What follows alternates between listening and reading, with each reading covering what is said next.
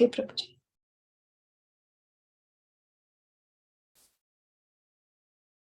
Namo Vishnu Padaya Krishna Prishtaya Bhutale Srimate Bhaktivedanta Swami Nitinamine Namaste Saraswati Deve Gauravani Pracharine Nirvishesha Shunyavadi Paschatya Deshatarine Jai Jai Shri Chaitanya Jaya Nityananda Jaya Advaita Chandra Jaya Gaura Bhakta Vrinda Jai Jai Shri Chaitanya Jaya Nityananda Jai Advaita Chandra Jaya Gaura Bhakta Vrinda Jai Jai Shri Chaitanya Jai Nityananda Jai Advaita Chandra Jai Gaura Bhakta Vrinda. Today we'll continue reading from Charitamrit Madhya Lila, Chapter 6, The Liberation of Sarvabhauma Bhattacharya, text 133 onwards. Chaitanya Mahaprabhu continued, the Vedanta Sutra is the summary of all the Upanishads. Therefore, whatever direct meaning is there in the Upanishads is also recorded in the Vedanta Sutra or Vyasa Sutra. Text 134. For each sutra, the direct meaning must be accepted without interpretation. However, you simply abandon the direct meaning and proceed with your imaginative interpretation. Text 135. Although there is other evidence, the evidence given in the Vedic version must be taken as foremost. Vedic versions understood directly are first class evidence. 136. Chaitanya Mahaprabhu continued, conch shells and cow dung are nothing but the bones and the stool of some living entities. But according to Vedic version, they both are considered very pure. 137. The Vedic statements are self-evident. Whatever is stated there must be accepted. If we interpret according to our own imagination, the authority of the Vedas is immediately lost. 138. Sri Chaitanya Mahaprabhu continued, the Brahma Sutra compiled by Srila Vyasadeva is as radiant as the sun. One who tries to interpret its meaning simply covers that sunshine with a cloud. 139. All the Vedas and literature that strictly follow the Vedic principles explain that the Supreme Brahman is the absolute truth, the greatest of all, and a feature of the Supreme Lord. 140. Actually, the Supreme Absolute Truth is a person, the Supreme Personality of Godhead, full with all opulences. You are trying to explain him as impersonal and formless. 141. Wherever there is an impersonal description in the Vedas mean to establish that everything belonging to the Supreme Personality of Godhead is transcendental and free of mundane characteristics. 142. Sri Chaitanya Mahaprabhu continued, whatever Vedic mantras describe the absolute truth impersonally only prove in the end that the absolute truth is a person. The Supreme Lord is understood in two features, impersonal and personal. If one considers the Supreme Personality of Godhead in both features, he can actually understand the absolute truth. He knows that the personal understanding is stronger because we see that everything is full of variety. No one can see anything that is not full of variety. 143. Everything in the cosmic manifestation emanates from the absolute truth, remains in the absolute truth, and after annihilation again enters the absolute truth. 144. The personal features of the Supreme Lord, Supreme Personality of Godhead, are categorized in three cases, namely ablative, instrumental, and locative. 145 and 146. Sri Chaitanya Mahaprabhu continued, when the Supreme Personality of Godhead wished to become many, he glanced over the material energy. Before the creation, there were no mundane eyes or mind. Therefore, the transcendental nature of the Absolute Truth's mind and eyes is confirmed. 147. The word Brahman indicates the complete Supreme Personality of Godhead, who is Sri Krishna. That is the verdict of all Vedic literature. 148. The confidential meaning of the Vedas is not easily understood by common men. Therefore, that meaning is supplemented by the words of the Puranas. 149. How greatly fortunate are Nanda Maharaj, the cowherdmen, and all the inhabitants of Rajabhumi. There is no limit to their fortune because the absolute truth, the source of transcendental bliss, the eternal supreme Brahman, has become their friend. 150. The Vedic Apanipada mantra rejects material hands and legs, yet it states that the Lord goes very fast and accepts everything offered to him. 151. All these mantras confirm that the absolute truth is personal, but the Mayavadis, throwing away the direct meaning, interpret the absolute truth as impersonal. 152. Are you describing as formless, that supreme personality of Godhead, whose transcendental form is complete with six transcendental opulences? 153. The supreme personality of Godhead has three primary potencies. Are you trying to prove that he has no potencies? 154. The internal potency of the Supreme Lord Vishnu is spiritual as verified by the Shastras. There is another spiritual potency known as Kshetra Gnana or the living entity. Kshetragna, or the living entity. The third potency, which is known as nescience, makes the living entity godless and fills him with fruitive activity. 155.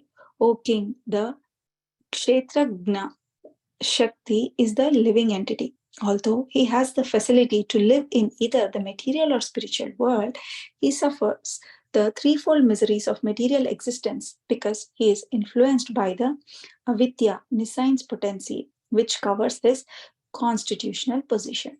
156. This living entity, covered by the influence of nescience, exists in different forms in the material condition. O king, he is thus proportionately freed from the influence of material energy to a greater or lesser degree. 157.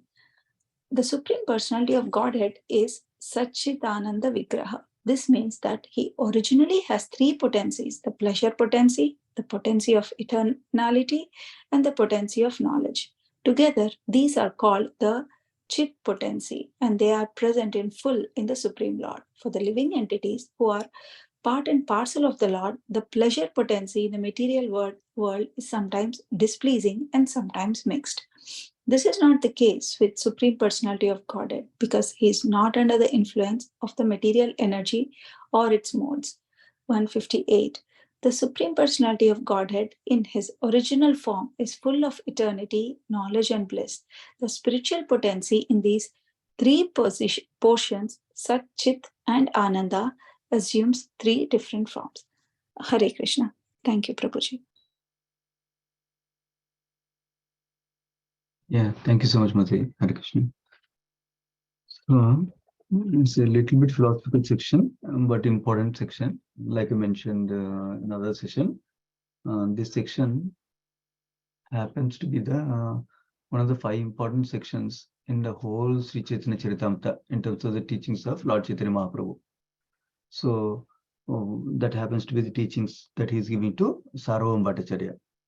So the context here was that Sarvam Bhattacharya was trying to do some service to Chaitanya Mahaprabhu. At least he's thinking that he wants to do some service to Chaitanya Mahaprabhu. And he gave an elevated seat to Chaitanya Mahaprabhu. And then he sat down and he wanted to share teachings of Vedanta Sutra to Chaitanya Mahaprabhu with two purposes. One is that so that his sannyasa vows will not go away because he's a young sannyasi, like that. Second is he wanted to elevate from one sannyasa ashram to the another level of sannyasa. He was thinking from his perspective. So then Chaitanya Mahaprabhu submissively heard the Vedanta Sutra from him as he was explaining it with the help of Sharirika Bhashya, the commentary from Shankaracharya, like that. But for whole straight 7 days it seems.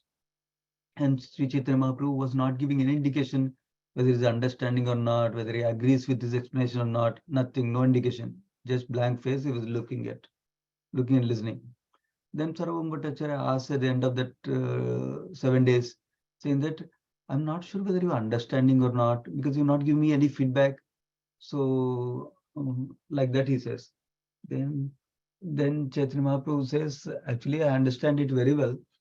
Vedanta Sutra is very nicely, Vedanta Sutra itself is very quietly, directly evident with the full purport of the meaning is clear from Vedanta Sutra itself. But when you're explaining with the commentary or purport, actually, you're clouding the real meaning that is evident from the Vedanta Sutra, like that it describes. And that is the conversation, that is the context of this conversation. And then from there, yeah, then we'll go to the next verse now. Let me share my screen. That is what we discussed last time. 133. Okay. Now, after Chaitanya Mahaprabhu said like that, you're not explaining the direct meaning of Brahma Sutras. Brahma Sutra or Vedanta Sutra. These are two different names for the same thing, which is a summary of the entire Vedas that Srila Vyasadeva himself wrote like that. So it has small aphorisms like Janmadhyasya Yataha, Atato Brahma Jignasa, like that. Only there's few words, 3-4 words like that. That phrase has a conclusion of Vedas like that. So many. So now he's saying that you're not giving the direct meaning of Brahma Sutras, but you're covering the real meaning like that. Then says, actually, Vedanta Sutra is a summary of all the Upanishads. Therefore, whatever direct meaning is there in Upanishads is also there in Vedanta Sutra also. Apparently, another word we are seeing, Vyasa Sutra. I never heard that word, but we're seeing here from Prabhupada that Vedanta Sutra or Vyasa Sutra, it seems. So in the previous purport, Prabhupada also explains that Chaitanya Mahaprabhu remarked that one should not hear the Mayavadi commentary or purports to any Vedic literature. So that is an important point for us to note, that because there's a potential that we might get into that misunderstanding of Mayavadi commentary, and then we might lose the real essence of bhakti itself like that. That is the reason Prabhupada is mentioning like that. So, and in order to give that indirect meaning, they go through juggleries like grammatical jugglery and word jugglery like that Prabhupada is describing. Now, going to 134. For each Vedanta Sutra, the direct meaning must be accepted without interpretation, is saying Lord Chaitanya Mahaprabhu. However, you are simply abandoning the right meaning and proceed with your imaginative interpretation like that. So, actually, even Vaishnavas sometimes take indirect meaning, but that's a very rare circumstance when the direct meaning is not either clearly evident or when the direct meaning is not supporting the Paribhasha Sutra or the main words of the whole scripture like that. Then only they take an indirect meaning. Otherwise, they don't take a indirect meaning like that. That's what is being described here. Next, 135th verse. So even though there is other evidence, the evidence given in the Vedic version must be taken as foremost, he's saying. Vedic versions understood directly are first-class evidence. What are other kinds of evidence? In the purport, Prabhupada writes, referring to Jiva Goswami's commentary, Jiva Goswami's book called Sarva Samvadini, it seems. That there are 10 kinds of evidence, it seems. Some of them are described here. Direct perception, Vedic version, historical reference, hypothesis, and so on, Prabhupada writes. Although they are generally accepted as evidence, but the person looking at them has 4 defects. Human beings have 4 defects, imperfect senses, tendency to make mistake, easily subject to illusion, has cheating propensity like that. Because the person looking at them, presenting hypothesis or reading the Vedic version, perceiving or interpreting experience can be imperfect in 4 ways. That is why the Vedic version is to be taken as ultimate, like that is describing here. Therefore, conclusion is that only a direct presentation can be considered evidence, and interpretation cannot be accepted evidence, but may be considered proof of evidence. That means the direct evidence, we cannot consider that, but it can be considered proof of evidence, even if indirect meaning if we take like that. So we should take the verses as they are without interpretation. There is a comment, Prabhupada writing referring to Jiva Goswami, Srila Jiva Goswami in the purport. Now going to 136 verse.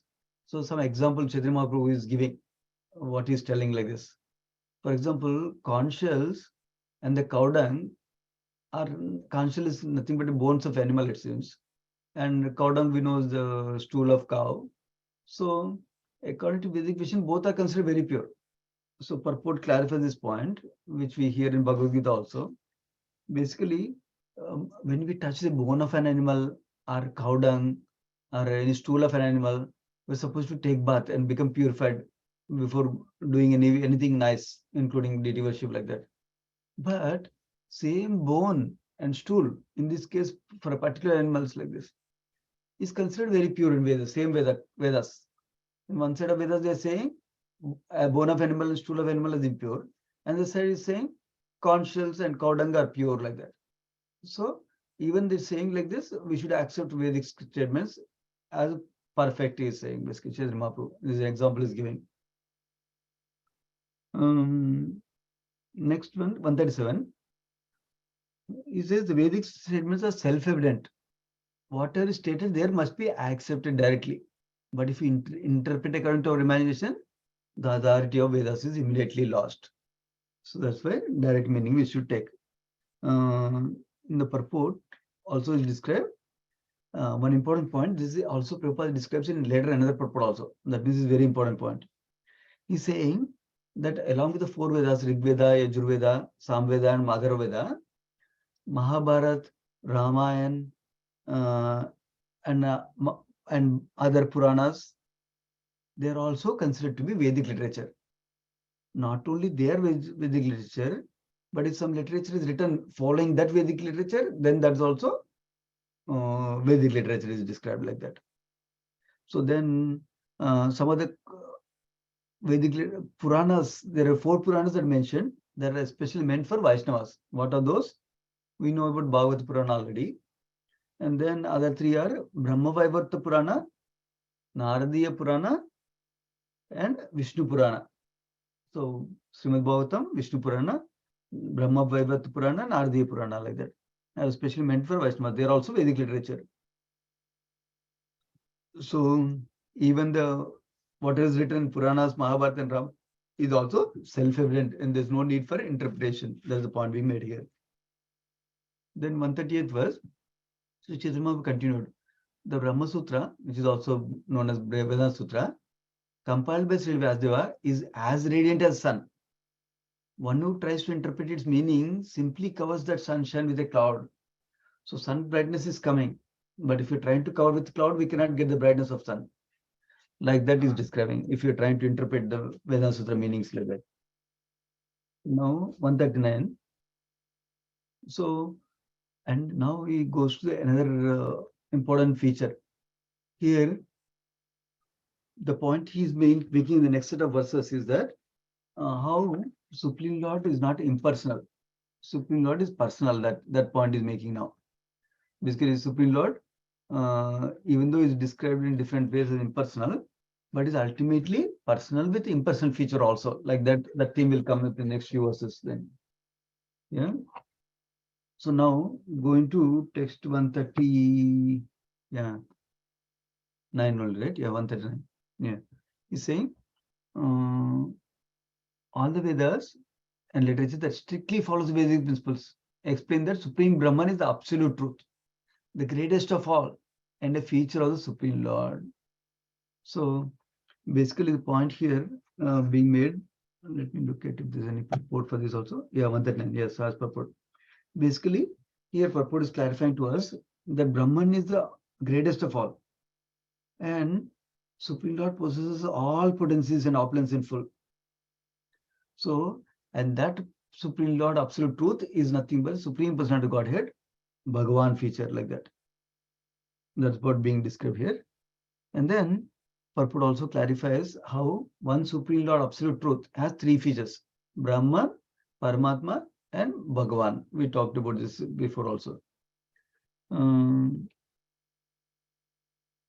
Yeah, and then going to next verse, 141 verse.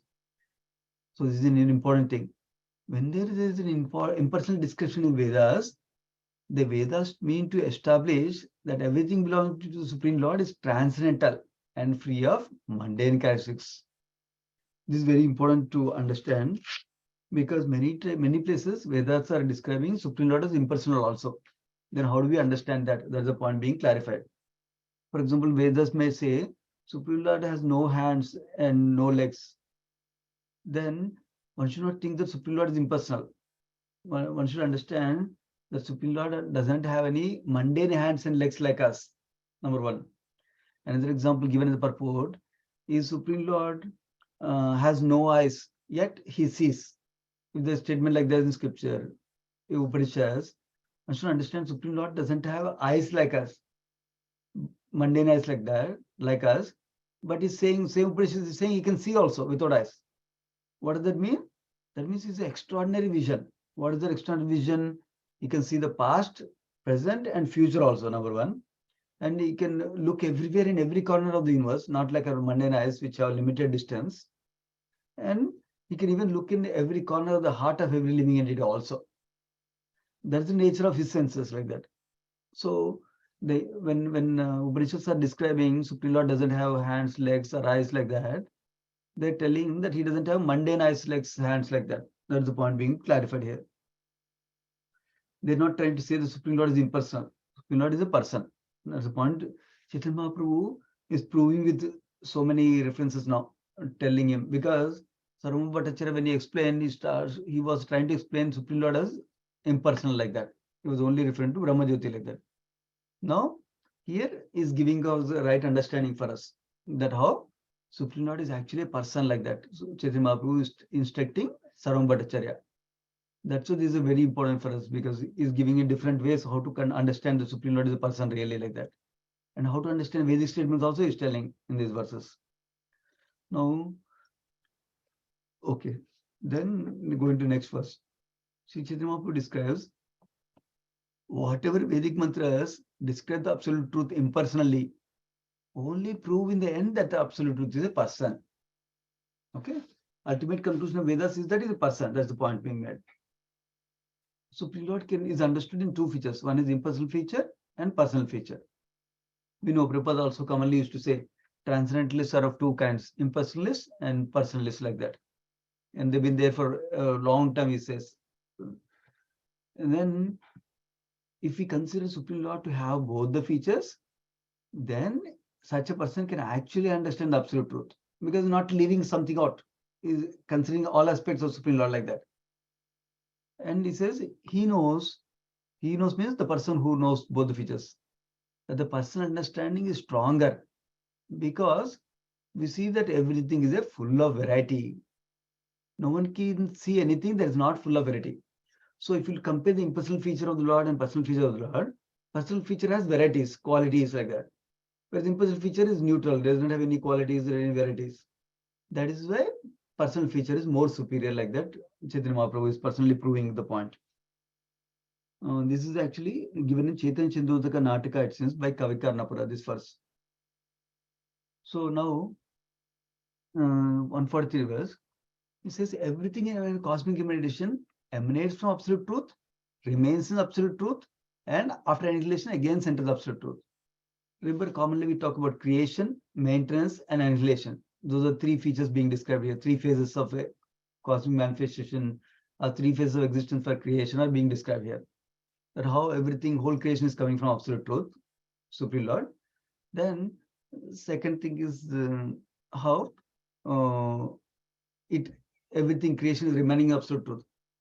Purport is clarifying this point that how everything, material world and spiritual world, are all existing in the bodily effulgence of Supreme Lord. So the Brahma Jyoti. That's the point being made by remains in absolute truth means. And after annihilation, again enters absolute truth. This we know. Material creation after annihilation is done, it will go back to Supreme Lord body like that we know. And then creation time, it comes out again like that and manifests again. Okay. Yeah, that's the point we discussed. Okay. And then purport is clarifying by ways of different Upanishads, quoting different Upanishads, that absolute truth is Krishna himself like that. Okay, now going to 144. 144, the personal features of Supreme Lord, Supreme Personal Godhead, are categorized in three cases: ablative, instrumental, and locative. This seems to be difficult words, but the purport clarifies us what they are, what does it mean like that is easily. So first of all, the Sanskrit or Bengali words for this is apadana, that is ablative it seems, and karana, that is instrumental, and adhikarana is locative. So Bhaktivinoda Thakur commentary is referred to here, that basically when Supreme Lord in the feature of ablative means that everything is emanating from Supreme Lord during the creation time. That is what is being indicating it seems. And instrumental means he's helping for the maintenance of the cosmic manifestation like that. So that's what is being referred in that. Universal creation is maintained by him. That's why he is an instrumental case. And then locative means because at relation time he is the resting place for all the creation to come back. That's why it's called a locative case it seems. The different feature of Supreme Lord like that. So now next verse, Sri Chaitanya Mahaprabhu continues. When the Supreme Personality of Godhead wished to become many, he glanced over the material energy. That means before the creation, Supreme Lord glanced over the material energy. That's how the creation started. So that means before the creation, that means before his glance, there was no mundanized mind, we know, because there is no material mind materialized. Therefore, that what does it mean? When Supreme Lord glanced, he was not using mundanized or mundane mind. That's why, therefore, the transcendental nature of the absolute truth's mind and eyes is confirmed. Chaitanya Mahaprabhu is making nice argument. Because before material creation, material things are not there. That means he's spiritual, he's transcendental, he has transcendental senses, mind and eyes like that. That's what he's saying. Okay, now purport clarifies something nice. Oh, sorry, that's the next purport, I think, right? Yeah. Okay, this is the point clear for this verse. Yeah, that Lord's mind and senses are transcendental, not material. Now going to one more verse. The word Brahman indicates the complete Supreme Personality of Godhead, who is Sri Krishna. That is the verdict of all Vedic literature. So the point Chaitanya Mahaprabhu is saying is, even if there is a reference to only Brahman in Vedic literature, that can still refer to Krishna as the Bhagwan feature also is saying. So some things are described in the purport that sometimes people may say that Upanishads there is no mention of Krishna like that. But Puranas are meant to explain the Upanishads for our proper understanding for all of us. So Puranas supplemented and to clarify that the reference is being made to Krishna. That one point he is making in the purport, Prabhupada. And then one can understand Vedic literature only by hearing from a bona fide guru or a devotees. Otherwise, just by reading Vedic literature, they cannot understand the real purport of the Vedic literature. That's the other point Prabhupada is making here. So then, yeah, so we should understand through the meaning of the scriptures through the acharyas like that. That is the point being made in this purport. Okay, so we'll, I think, yeah, okay, and then we'll go one more verse maybe. The combinational meaning of the Vedas is not easily understood by common man. That is why Puranas are there to supplement. That's why Srimad Bhagavatam is natural commentary of Vedanta Sutra like that, for our benefit like that. So we can pause here. We'll continue for 149 because there's a Bhagavad Gita class right after this. Sri Chaitanya Charitamrita ki jai, Krishnadas Kaviraj Goswami ki jai, Srila Prabhupada ki jai. Let's offer obeisance to all the devotees of the Lord. Vanchakalpatarubhyasya Kapasantubhyevacha Vaitana Pavanebhyo Vaishnevibhyo Namo Namaha. Thank you so much, devotees. Hare Krishna. If you like to stay on for Bhagavad Gita class, you can stay. Otherwise, new people also will join for the Bhagavad Gita class. You stop the recording. So